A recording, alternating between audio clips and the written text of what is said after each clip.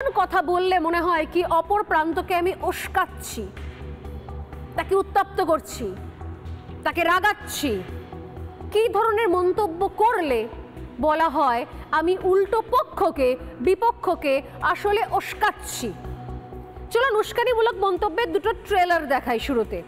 দুটো ট্রেলার, একটি হচ্ছে প্রতিবেশী রাষ্ট্র বিএনপির, প্রতিবেশী রাষ্ট্র বাংলাদেশের বিএনপি নেতা রুহুল কবির রিজভী, আর দ্বিতীয়টা হচ্ছে আরও সেই বিএনপি নেতাই, মূলত তারা উস্কানিমূলক মন্তব্যে সিদ্ধহস্ত, AZM জাহিদ হোসেন।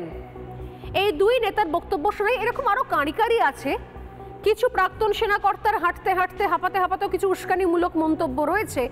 যদি আমার টিম সেগুলো রেডি রাখে তাহলে আমি সেগুলো শোনাবো। আপাতত এই দুটো মন্তব্য আমি শোনাই, আপনারা শুনে দেখুন। বাংলাদেশের ক্ষেত্রে ওরা কোনো আইনের শাসন মানে না, ওরা একটা আগ্রাসী মনোভাব নিয়ে আমাদের সীমান্ত রক্তাক্ত সীমান্ত করে রেখেছে। মুগ্ধের মতো একজন বাচ্চা, যাদের আত্মত্যাগ এত মহিমান্বিত, যার মধ্যে প্রচন্ড দেশপ্রেম থাকবে। ভারতের জানা উচিত, তুমি মনে করেছো যে বাংলাদেশ ছোট দেশ, কিন্তু বাংলাদেশ 18 কোটি মানুষের। যতই বাংলাদেশের বিরুদ্ধে অপপ্রচার এবং আগ্রাসী মনোভাব পোষণ করো না কেন, বাংলাদেশ তার স্বাধীনতা, সার্বভৌমত্ব এবং গণতন্ত্র রক্ষায় অতন্ত্র প্রহরীর মতো তারা সবকিছুর সাথে জড়িত হচ্ছে বাংলাদেশের অর্থনীতিকে ধ্বংস করে দেওয়ার জন্য সবচেয়ে বেশি ভাবে ষড়যন্ত্র করছে এই পার্শ্ববর্তী দেশ ইন্ডিয়া এবং কথিত স্বৈরাচার। আস্তে আস্তে আমাদের সামনে কঠিন সময় আসতেছে। এই সময় দরকার ঐক্য, এবং জাতীয় ঐক্যই পারে যে কোনো ষড়যন্ত্রকে ছিন্ন করতে। প্রত্যেক মুহূর্তে ভারত বিদ্বেষী মন্তব্য, ভারতের নাকি লাগাতার আগ্রাসন রুখতে হবে, ভারতের লোকজনের সম্পর্কে নানা ধরনের মন্তব্য। আমি দুটো মন্তব্য শোনাবো আর একটু পরে। আমার টিমকে বলেছি সেই মন্তব্যগুলো রেডি রাখতে, আমি বললেই তারা আপনাদেরকে শোনাবেন। একটা হচ্ছে 4 দিনে কলকাতা দখল করে নেব, 7 দিনে 7 সিস্টার। আর 2 নম্বর হচ্ছে ভারতীয়রা কোথায়, কজন ভারতীয় আর চাকরির জন্য বাংলাদেশ যায়।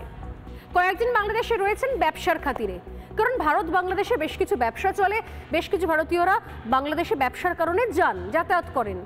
কারণ এই 2 দেশের মধ্যে প্রচুর ব্যবসা চলে। মূলত এদেশ থেকে অধিকাংশ জিনিসপত্র রপ্তানি হয় বাংলাদেশে, বাংলাদেশ আমদানি করে। এবং সেখানে সেই জায়গায় দাঁড়িয়ে নাকি বলা হচ্ছে সেখানে যে সমস্ত ভারতীয়রা রয়েছেন তাদেরকে নাকি খুঁজে খুঁজে বার করে, তারেক রহমানের বক্তব্য, এটাও বলে দিলাম, খুঁজে খুঁজে বার করে লাথি মেরে দেশ থেকে তাড়ানো হবে। এই দুটো বক্তব্য আমি এরপর শোনাবো। এ তো কিছুই নয়, সামান্য ট্রেলার, পুরো পিকচারটা দেখাবো। তবে তার আগে দেখাই যে এপার থেকে কি হচ্ছে। দেখুন, বলতে বলতেই বলছিলাম যে আপনাদের একটু পরে দেখাবো। আমার টিম বলছে কলকাতা দখল তো রেডি রয়েছে, একবার শুনিনি। চলুন দেখুন উস্কানিমূলক বক্তব্য একে বলে না বলে না, শুনুন। ভারত তো দূরের কথা, আমেরিকা আমাদের সাথে টিকবে না ইনশাআল্লাহ। আমরা বলছি 4 দিনের মধ্যে আমরা কলকাতা দখল করে নেব ইনশাআল্লাহ। আমরা দখল করে নেব। সামরিক বাহিনী, ছাত্র জনতা, আমরা একত্রে আছি। আমরা আমার 5000 সদস্য, এই 5000 সদস্যের মধ্যে অর্ধেকই নবীন, 2500 আমরা যুদ্ধের মাঠে যেতে পারি। আর এর সাথে যদি 30 লাখ ছাত্র জনতা যোগ হয়, তাহলে ভারত তো দূরের কথা, আমেরিকা আমাদের সাথে টিকবে না ইনশাআল্লাহ। ইনশাআল্লাহ তারা নাকি যদি এগিয়ে আসেন তাহলে ভারত তো, কলকাতা তো দূর, তারা ভারত দখল করে নেবেন। আপাতত 4 দিনে কলকাতা দখলটা কোনো ব্যাপারই নয়। ভারতের লোকজন একদম কিচ্ছু করবে না, তারা ভারত দখল করে নেবে, কলকাতা দখল করে নেবে। 4 দিনে কলকাতা, 7 দিনে 7 সিস্টার। কিন্তু এগুলো আমাদের দেশের কিছু কিছু রাজনৈতিক লোকের কাছে উস্কানি নয়, কোনো উস্কানি নয় এগুলো। তারা কারা?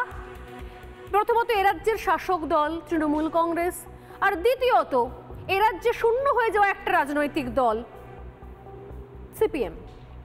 দুজনের বক্তব্য শোনাবো। সীমান্তে কাঁটাতার নিয়ে যে ভয়ঙ্কর অশান্তির পরিবেশ তৈরি হয়েছে, সেই ভয়ঙ্কর অশান্তির পরিবেশ থেকে তারা বাংলাদেশের উস্কানি দেখতে পাচ্ছে না। সীমান্তে দেশপ্রেম, দেশভক্তি, একতার নিদর্শন তারা দেখতে পাচ্ছে না। কারণ দেশভক্তি, দেশপ্রেম, একতা দেখলে বোধহয় তাদের কোথাও একটা জ্বালা যন্ত্রণা হয়। কারণ তারা ভাবতেই পারে নাকি এই দেশটা এক হয়ে সীমান্তে বিএসএফ এর পাশে গিয়ে দাঁড়াতে পারে। তারপরে আবার ভুললে চলবে না যে জেলাতে এই ঘটনাটা ঘটেছে সেই জেলাটার নাম মালদা।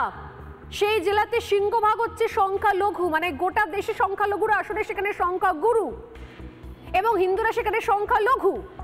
তো সেই দেশে বিএসএফ এর সঙ্গে দাঁড়িয়ে দেশভক্তি, দেশপ্রেম, একতার নিদর্শন কুছ বাত হজম নেই হতে। তো তাদের রাগ হয়ে গেল। রাগ হওয়ার পর কি বলছেন এবার শুনুন। আসল উস্কানির সংজ্ঞা কি ফিরহাদ হাকিম, মাননীয় ফিরহাদ হাকিম এবং মাননীয় মোহাম্মদ সেলিমের কাছে দেখুন।